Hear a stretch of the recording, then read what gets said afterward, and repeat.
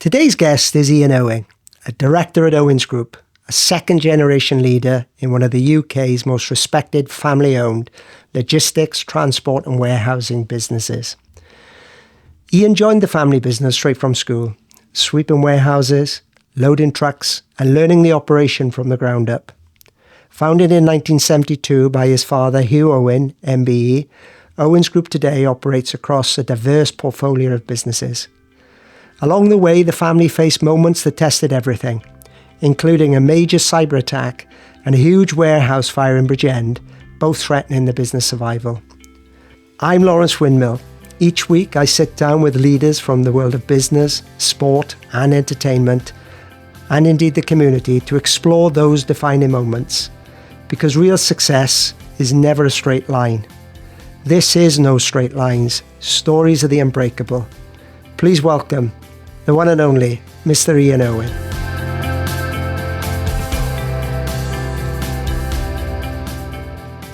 Ian, I'm delighted you joined us again this afternoon. Pleasure. It's been a year, I think, since you and I had a conversation.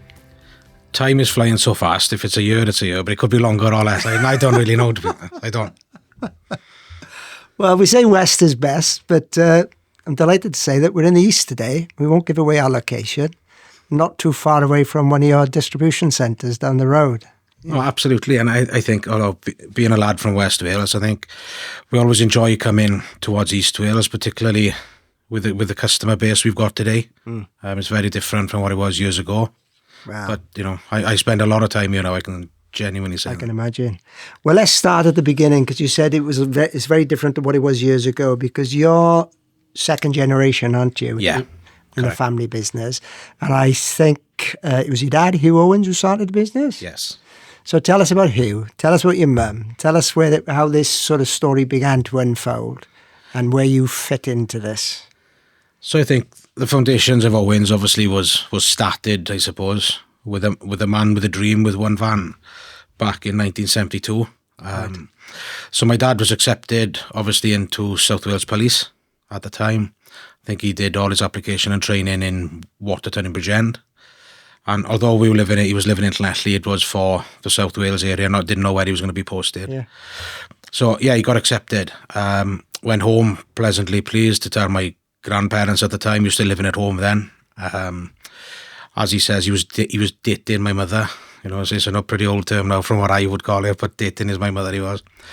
And my grandfather, who was a truck driver, farm worker, told him, great, proud of you.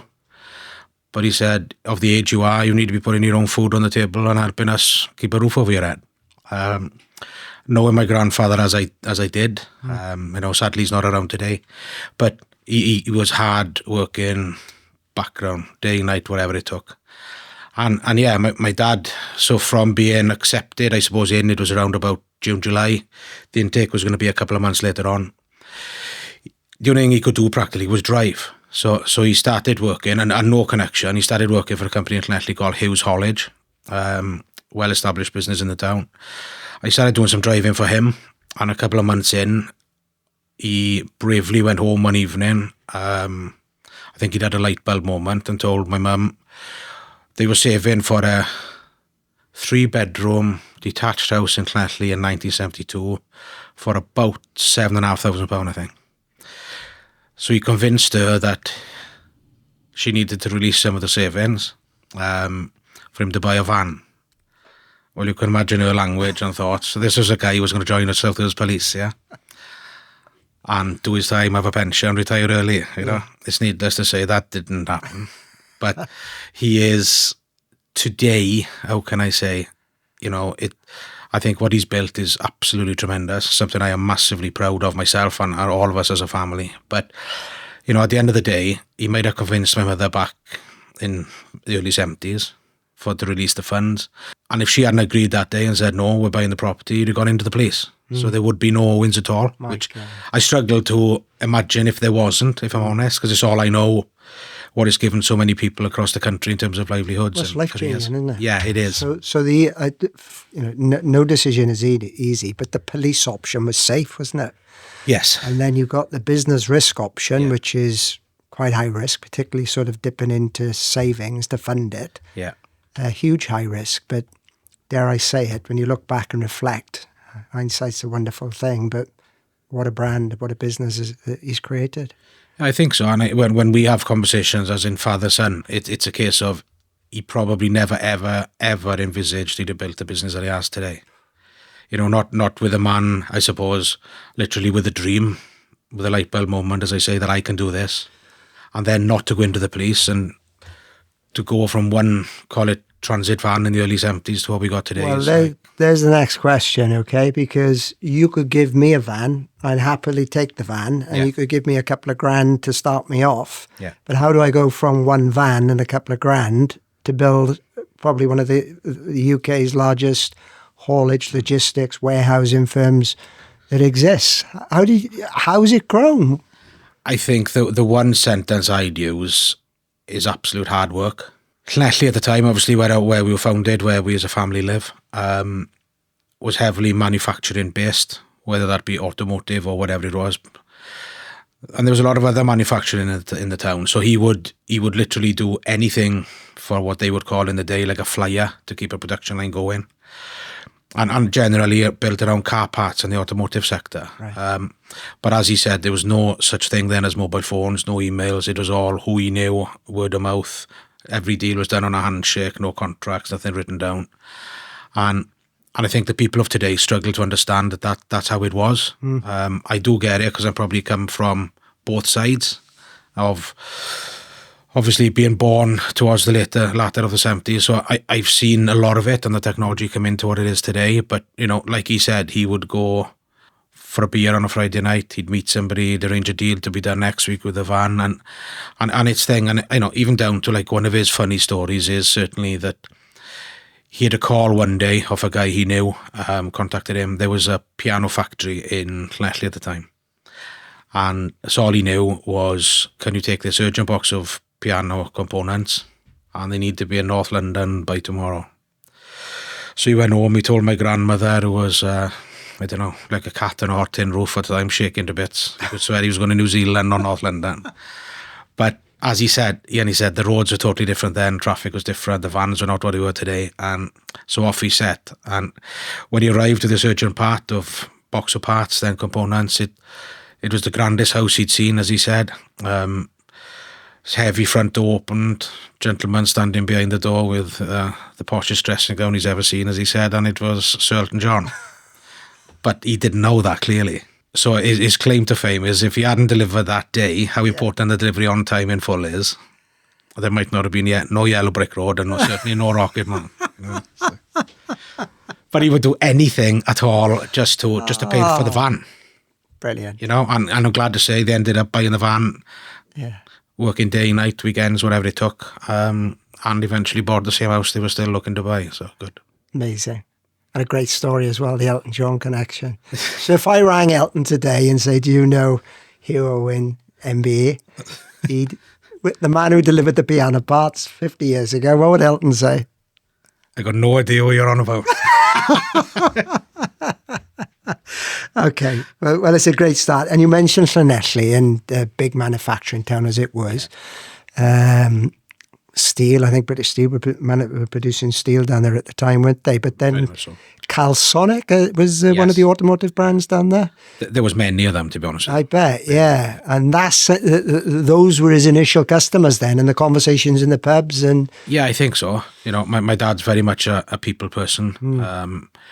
Likes to give back to the community, etc. Things like that. Obviously led on to his MBE and years, just Brilliant. gone. But no, he would. He just gets on with people. He can see an opportunity to strike when need be. And it's probably living a life of high risk with great demands. Well, listen, you came into the business at a later date. I think, according to the CV anyway, you've been involved for 35 years. Yeah. But your dad had you doing everything, didn't he? You learned everything about the business. Yeah, I think my own career then, how can I say, it is obviously within my DNA, it's in my blood, I hear the term diesel flows through my veins, but it was twofold. I had a genuine interest as a young lad, I suppose, in joining the RAF. But then I think it came school holidays. My grandparents lived between the comprehensive school I went to for many a year, and where our base was in Llanelli. So I could leave school, take my tie off, have a quick change in my grandparents' house, and then walk to the depot. And I think when I started doing that, I started to get the buzz for it. The RAF thing started to go further backwards in my mind, and obviously to work for Owens as a career became more to the forefront. But I think, my dad is high expectations of whoever it is. And I think when you're his firstborn, I guess, then that is challenging. So what were you doing then? Sweeping the yard, loading trucks? I don't know. Tell me what goes on in a logistics business when you start off? I think, at the end of the day, the business was then probably in the 90s you're talking about then. We were still hand painting trucks back in the day then, obviously. So Owens is predominantly blue and red, as people would see on the roads.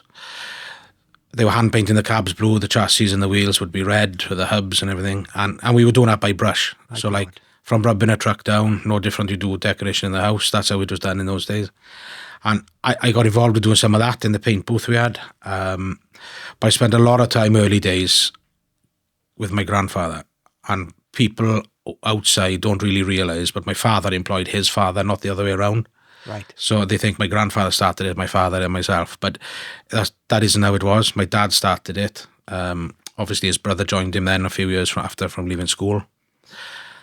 And my mum's involvement. So that's like our three main shareholders. But, my grandfather taught me massive amount of what the industry is, what hard work is, attention to detail. And I remember one day he was quite a stickler. He would, summer holidays, wouldn't really go on holiday. I'd want to be there for the 6 weeks, whatever it was. And although I try and grab an extra few days, to make it 6.5 weeks, it was actually only 6. But when I was there with him, he'd make you sweep a warehouse by hand, not like the machines they would use today. And I remember he'd go for breakfast at 10 o'clock in the morning. I had done what he wanted me to do. And as far as I'm concerned, it was right. He came back from breakfast. He said, "Haven't you swept this yet?" And yeah, I know it was clean. He said, "I do it again," he said, "because I don't think it's clean enough." So he made me sweep it again, which I followed, obviously. And he came back, and the mound of dust that you can imagine in a big warehouse was minimal to go onto the shovel, to go into the wheelbarrow. And after I'd done it the second time, I said, "There's hardly anything to pick up." He said, No, he said, "but that'll make sure you make sure it's right first time every time." And I think of him every day. I think of that experience every day. And that's what I try to pass on, I suppose, to people working around me, to my children. It's a good story. It's a great discipline, a different generation. Absolutely, yeah. But it's attention to detail. Yeah. And it's those fine margins. Yeah, it is. Talk about, no straight lines. Those fine margins, the difference between something that works well and something that works exceptionally well. 100%. Failure, success. I think we genuinely class the business with us as, no pun intended, but you're in the fast lane every day. Yeah. Customers' expectations, demands get greater by the week. And challenges come with it. And then we also see the correlation between top level sport. When you're in that zone, you got to score points, you got to come away. It is exactly that. You got to perform at the top level a bit. Well, I'm glad you raised that, because you come from a part of the world where there's only one real sport, and it's very much in the headlines at the moment. And in the recent international campaign, we saw an incident. And I'm telling you this for a reason, because you support rugby massively down west. And it cost Wales dearly at an international level, where from a kick-off they turned their back on the kicker and resulted in a try from kick-off, which cost them the game. And I'm only raising that as an example because you've compared your business sort of fine margins between what happens in business and sport, and you're absolutely right to illustrate that. No, it is, when I think we can lose a multi-million-pound contract on 1%. Yeah. When we're KPI'd to death on everything that you could imagine. All of that is KPI linked. Percentages mean you get a bonus or you get a malus. So like that, I go back to that day of my grandfather with our warehouse. The message I tell everybody around myself is, we're only as good as our last job, which you are. You may have a contract, but people look for a get out if they need to. But our KPIs and percentages, and we can be over a threshold, but the threshold is 98.1. You're down to the 0.1s of a percent. And it means you know whether you get that extra bonus or you don't. Using the example with your grandfather, and the fine margins, Yeah. and we talk about numbers, at that time when you were sweeping the warehouse, only approximately, how many people were employed within the group? I would have thought back then it probably was under 100. Okay. At this moment in time, 1,000 plus employees across the business, Yeah. 200 vans, Yes. 400 trucks, Yeah. 850 trailers. Yeah. Big business now, isn't it? Yeah. Yeah. We talk about being in East Wales today. We're talking about 10 transport depots, 25 warehouse facilities spanning 2.5 million square feet. Yeah. A different beast to what it was when you were working for your grandfather. Yeah. But based on what you're telling me, the same attention to detail still applies. I think so. And, with that, I think our principles and values are all still there. Certainly family at the core. I think there's, for example, of that 1,000, and that can vary. Seasonalities can flex that up to 1,100 maybe.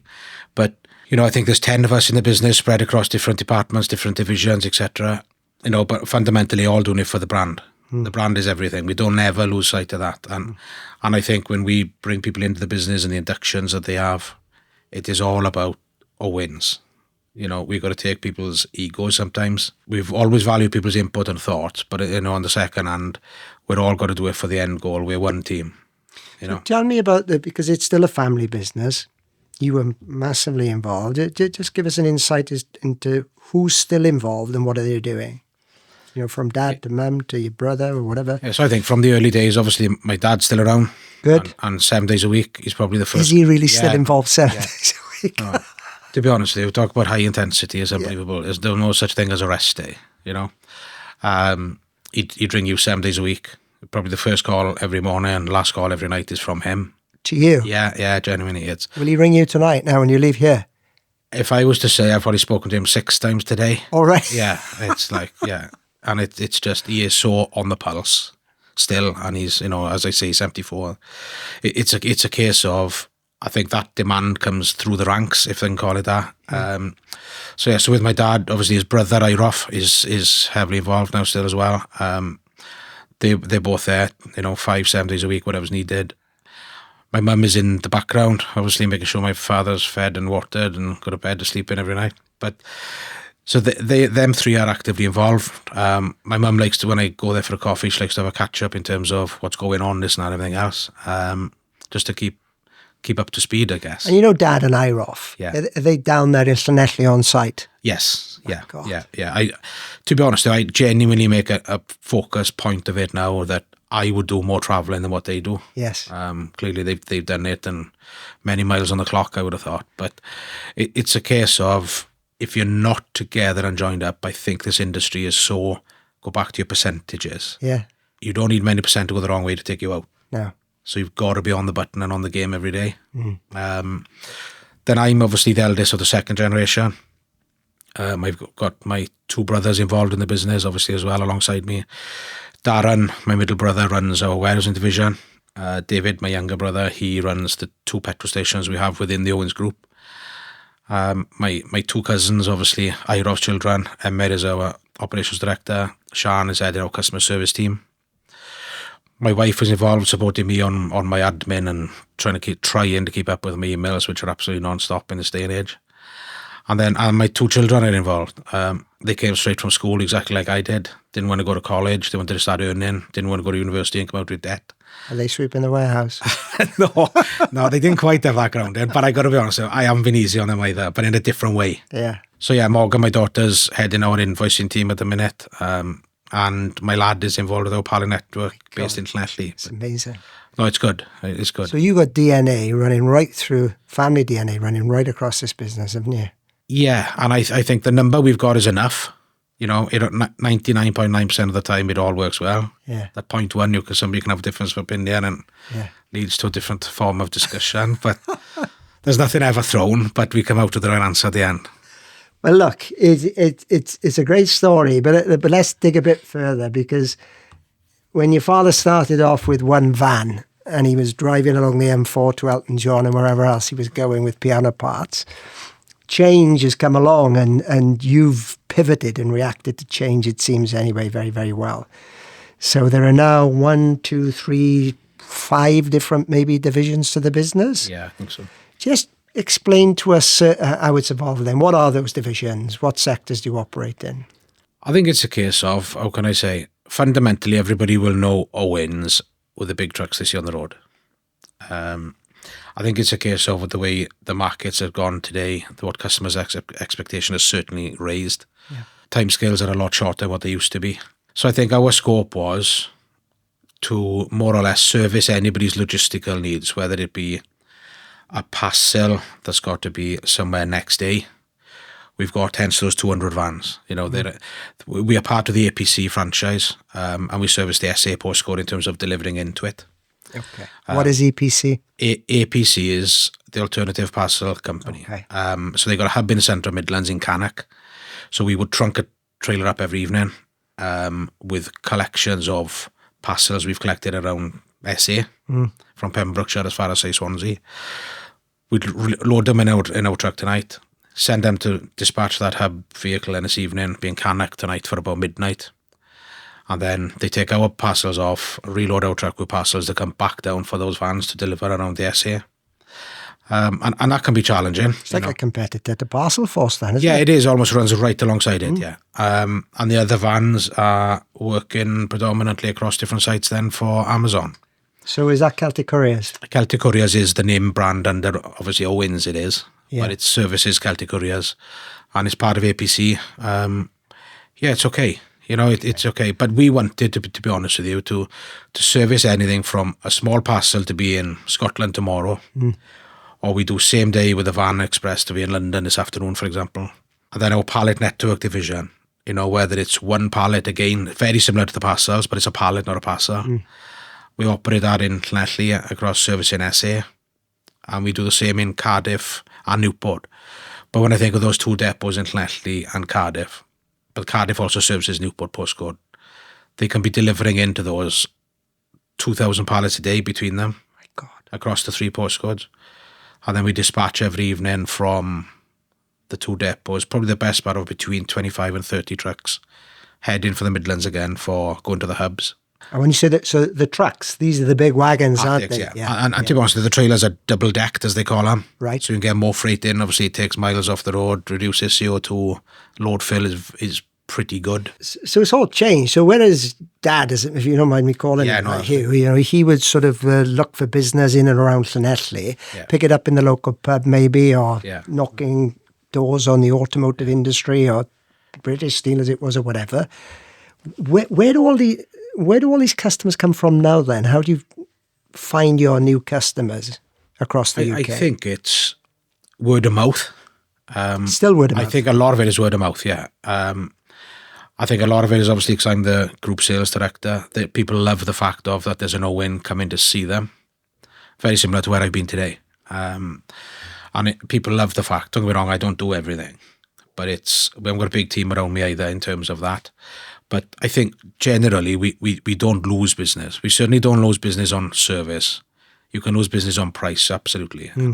Unfortunately, the times of a challenging market, competitors will do things that we wouldn't do. Yeah. The commercials get lowered and sometimes the customer wants to take a go at that. But we wouldn't lose a job on service, but sometimes we can on price. Well, I think it is quite unique. When you see a brand like Owens, which is all across the UK networks, isn't it? Yeah. If I'm on a motorway up north or whatever, or the M4, the M25, the chances are I'm going to see a truck, aren't I? Yeah.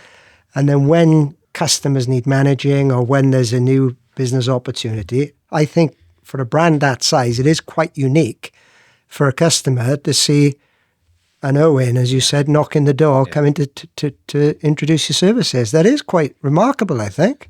And I think that's where I go back to the DNA of Owens again.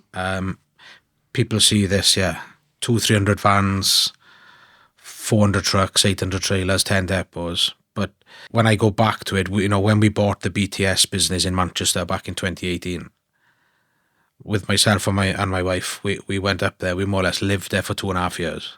Wow. I would be there for, say, 12 nights out of 14, come home every other weekend. And I was coming, it was a challenging period of time because we had bought a business there that my dad saw something in. And again, go back to being entrepreneurial and seeing an opportunity. It was absolutely the right thing to do. So we took the risk and go back to the risk again. That's only as recent as 2018. And, when I see what scope that gives us as a group today, because the northwest of England is certainly a different place that in the need of logistics compared to what South Wales is today. And that BTS brand that you talk about, is it still BTS or is it rebranded to Owens? We've brought it into the group as Owens Group, but people would still see, there's no trucks with BTS on, but there are some trailers still, yeah. Yes. Yeah. Okay. And you saw an acquisition opportunity, brought it into the business, and that's given you, well, a huge reach, I suppose, and a brand presence up in a part of the world that you weren't visible prior to that, maybe. And I think it's certainly a case of, because of the trunking network, people's working expectations are different these days to what they were go back 50 years ago, I guess. But, we can collect a load in South Wales this afternoon, trunking it overnight. We can get it from South Wales to Manchester, and then from Manchester to Edinburgh or Glasgow, for example, by tomorrow morning. So it's certainly been a good pinpoint for us to service the north. I got to ask you, okay? I think your father, because you told me that he doesn't necessarily sort of understand technology. I think all of us are struggling to keep pace with technology anyway, and he still very much works with pen and paper in many respects, and what he knows in his head and what he's created over the years. However, a business on this scale cannot operate without technology. And you've got all of these hubs, you've made acquisitions, you've got warehousing. We talk about in business, and your dad's got 1,000 stories to tell, that things can be going great, and then all of a sudden a curveball comes in and things can go badly wrong. And from previous conversations with yourself, something really bad happened to Owens as a business not that long ago, which was technology based. Tell us what happened and what impact that had on you all. Yeah, I think today, obviously, all our depots have got their own, TMS is the term they use, their transport management system. All the warehousing, again, a WMS, warehouse management system. All the trucks have got their own, what they call iPads in them. Trucks are tracked, trailers are tracked, every asset we've got is tracked.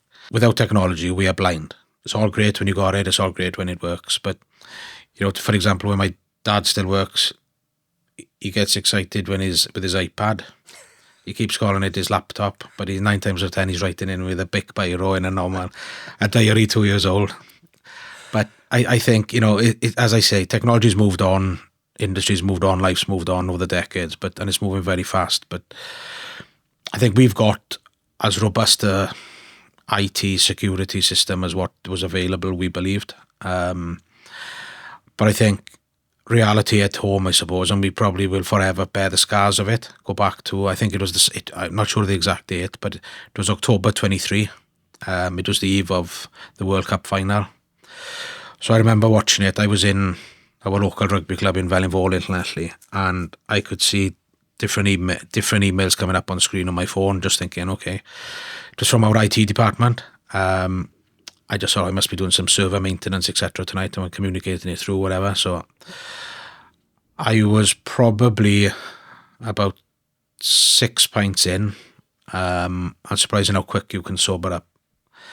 So our IT guys contacted us with regards to we'd had an issue, as in we were not in control of our own systems at all anywhere. God. No planning teams that work. So all our depots are manned with trucks, customer service teams 24/7. I think one saving grace of this was, whilst we were under attack, and ultimately control of the Owens business had been handed to these hackers. So let's be clear about this. This was a huge cyber attack. Yeah, on a Saturday night, around about 10:30 in the evening. And it was pretty good in terms of from their side, the time they hit. They were Saturday night, 10:30, Rugby World Cup final. And I think, quick thinking of one of our guys probably helped in being able to have this conversation today, that we still are here and we still exist, simply because he's quite techie minded. The lad that heads up, there was one guy on shift. He didn't just think, right, I need to reboot this. All of a sudden his screen went black, and he's been with us for a number of years, and he thought, hold on a second, this hasn't happened to me before. Contacted our on-call IT team immediately, who went into the system. But they could see that our IT people were not in control of our IT. My God. I remember speaking to one of the guys in the team there, and they said, Ian, it's like playing snakes and ladders. Whatever we need to get to. They're always ahead of us. Long story short, obviously all our IT team were on site with us. So the network's down now. We've got nothing. We got nothing. The warehouse guys didn't know what product was in what rack in what warehouse. Oh, God. The vans for delivery tomorrow didn't know what they had. And bear in mind, some of these vans can go out with up to 150, 200 parcels, for example. So you couldn't load a parcel, couldn't do anything. No. We had drivers out on the road. Obviously, they knew where they were delivering to because they had that information. But when they were empty, they didn't know where they were going to be able to load back from next. I think our highest day was we had 150 trailers loaded in customers' premises on like a preload basis, where we would go in then and swap trailers, pick up a loaded one, drop your empty off. And we failed them, you know. And I think the reality, so that was on the Saturday evening. Obviously, IT all came in fairness, and credit to us, to our team at the time. And I think that goes back to that family feel. Everybody could see this was serious. It was almost the future of Owens was in the fan, yeah, if I can call it that. So our guys were in touch with the National Cybercrime Unit in London. And from what I was led to believe, that they'd been tracking us and our IT since about the Wednesday, Thursday, the week before they decided to strike on the Saturday night. And yeah, so that was the Saturday night. Obviously, there was the cybercrime unit dealing with it, our IT people dealing with it, but we had no control of anything. As far as I'm concerned, every screen we had was black, whether that be in the cab or at a desk. So on the Sunday morning, then, obviously, there wasn't a lot more we could do because it was specialists were working on it. Any ransom demands? Come the Monday there was, yeah. On a Saturday night there wasn't. It was just they knew they had us where they wanted us. So on a Sunday then, I thought, right, I better speak and let my dad know. So I went up to his house. I remember walking into the kitchen, standard. My dad was sat at the far end of the kitchen, eating his cereal, reading whatever he was reading. My mum was putting his toast in ready for him. And when he said, everything all right? And I said, no, not really. And I think he could tell by my face anyway, because you hadn't had a lot of sleep either. I said, Dad, we're under a cyber attack. Well, bear in mind, I wouldn't have thought he knew what that actually meant, if I'm honest with you. And again, go back to something you'll never forget. I remember watching his spoon drop into the milk in the bowl. And the milk splashing on his face. And he was just like, so what does that mean? With his glasses like on the edge of his nose. And I said, we can't see anything. We don't know what we've got to deliver, what we've got to collect, what should be where, what isn't where. I said, I got no idea. I said, how we're going to pay anybody. I said, I don't understand. I don't know how we don't know what fuel's in because we bunker all our fuel in our depots. We don't know how much fuel we got. And I said, I don't know what we need to collect from suppliers, or pay suppliers rather, what we need to collect from customers. I said, we are totally as blind as you can be.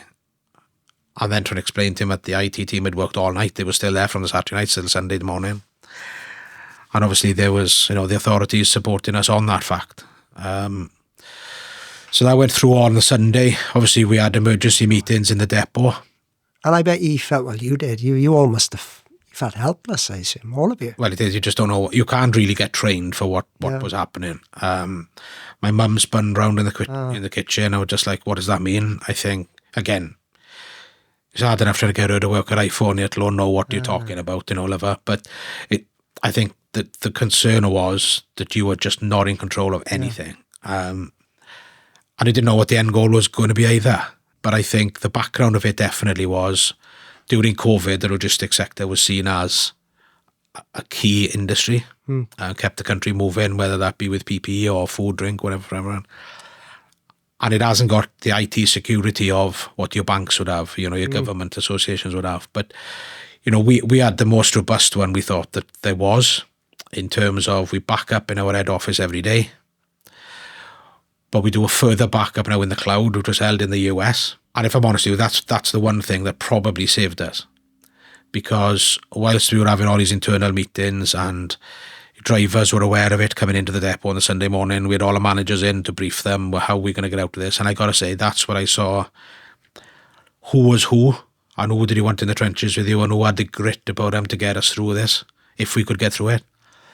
And I would forever in my day buy any one of those people a glass of beer again, because without their expertise and desire and will, we couldn't have done that just as a family. You know, I couldn't have done it, and anybody else at home, he couldn't have. But then you have drivers coming in on the Sunday. Bear in mind, we're approaching now Christmas. Drivers coming in half year in what's happened. I'm saying, listen, if I don't get paid at the end of the week, my wife's already maxed the credit card out. I need money in my bank. How are you going to pay me? If it's not in my bank by Friday, I'm not coming in the next week. We had some customers telling us, global customers we work for across the UK, saying, listen, and until this is resolved, we can't continue to give you work because we're nervous of the bug or whatever coming across into their business. So there was just challenge everywhere. Oh my God. Wherever you looked at it. But I think come the Monday is where the real reality hit. We were in meetings clearly, and you were having, your phone was going off alongside you with numbers from Mauritius, Denmark, Azerbaijan, and all countries that you can think of that I know would never ever ring us. So I got to a point, I thought, right, okay, let's answer one of these to see what it was. And it was obviously a Russian voice. It's almost, you're sitting there, you go cold and clammy at the same time. Your hairs are up on your arms thinking, it's almost like something you've only ever watched on a James Bond movie before. And in the Russian accent saying, we have control of your business, you will do as we say. Is that clear? You don't really know what to say. No. You don't. Because you don't want to say, yeah, that's okay. Or, I know what you wanted to say. Yes, exactly, yeah. So they just said, you do as we say. And they said, on a device, bear in mind it could have been a phone, it could have been an iPad, a laptop, PC on a desk, driver's tablet. We got hundreds of them, thousands of them. You'll find a link and you will put our demands. All further communication from this will be done through Bitcoin. And I think, I'll go back to again, the best meeting we probably had for the future of the business was a day that I never thought it would be what it was. When our IT manager was persistent that we don't only back up with ourselves and our main servers, we back up the backup and push it into the cloud in the US. That he had worked in a company previously that had this attack, and he said that's what they did, and it worked.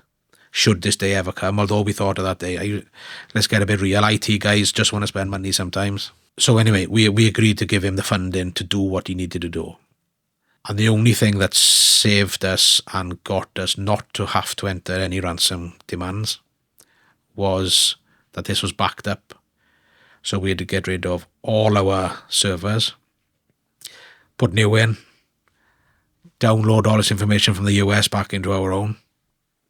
Everybody's phone, iPad, laptop, whatever you can think of, got taken off them and all checked and cleansed and whatever else. And you're still trying to run a business as well. It sounds all very quick, but this took like weeks. And so, during that period, between that Saturday night when you were in Wellinville Rugby Club, yeah, right the way through to when you were able to jump onto the backup system, yeah. What sort of timeline were we looking at? How many days, weeks? I would have thought that probably took us on completion probably about 2 to 3 months. So during that 2 to 3 month period, were you effectively not able to trade? We were operating on, for example, Excel spreadsheets and different stuff like that, whatever. We always went back to the 1980s. So there was limited trading during that period? Yeah. No, we kept the wheels turning, as we'd say. But it was purely through pen and paper. Yeah. People running on Excel spreadsheets without having to go into like a network system. Yeah.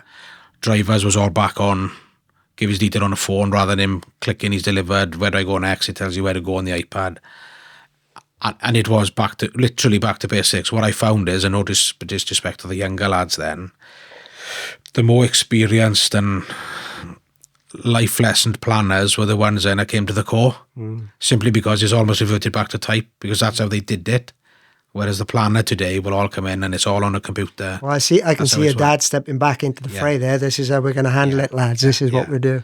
No, totally. But it's, if we are here today, I think, simply by saying yes to that backup, that allowed us not to have to enter any, we were hit hard enough as it was financially with. Well, it could have finished your business. 100%. Your cash reserves that you built up, your balance sheet and everything else, the credit to you, the structures that you created, the backup, which is essential, is, as you quite rightly say, is why you're here.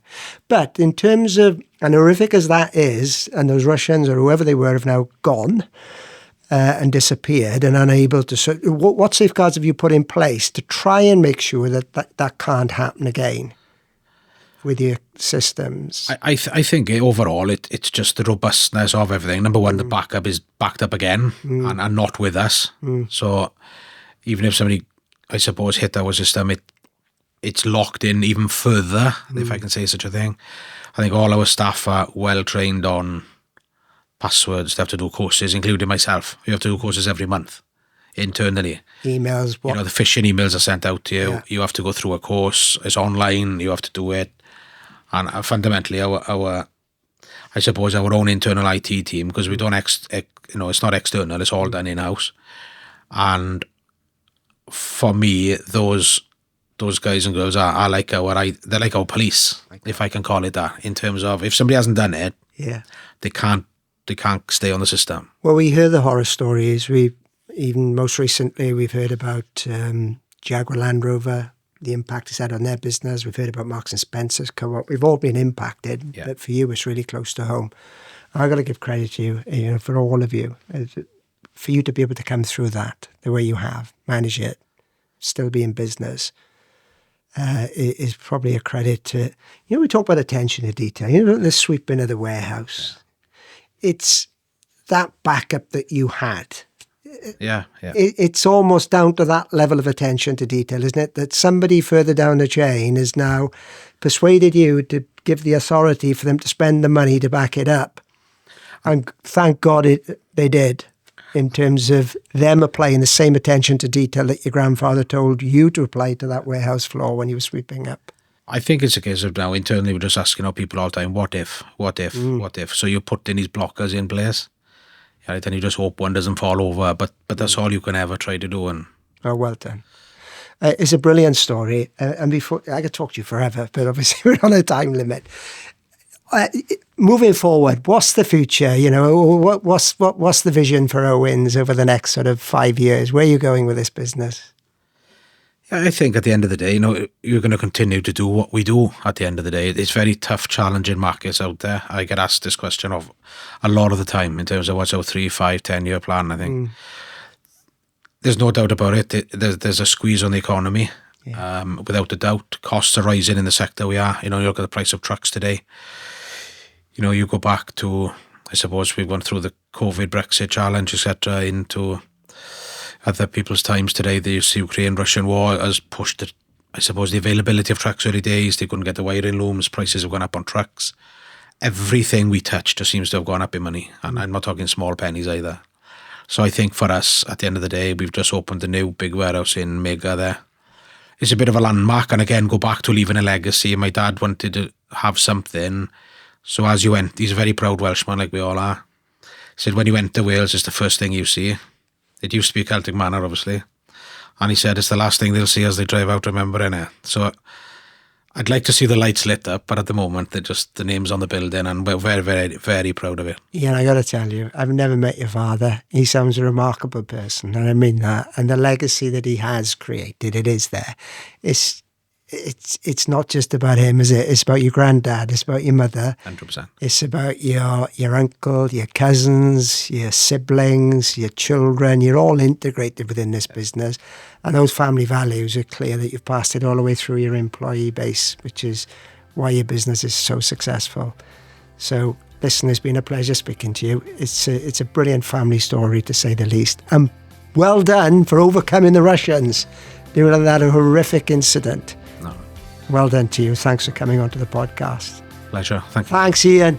Brilliant to talk to you. Right. Thank you very much indeed. Thank you.